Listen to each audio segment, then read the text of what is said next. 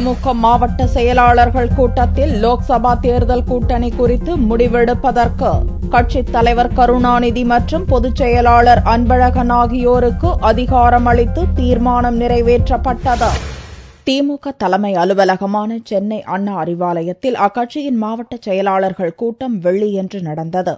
இக்கூட்டத்துக்கு கட்சித் தலைவர் கருணாநிதி தலைமை வகித்தார்.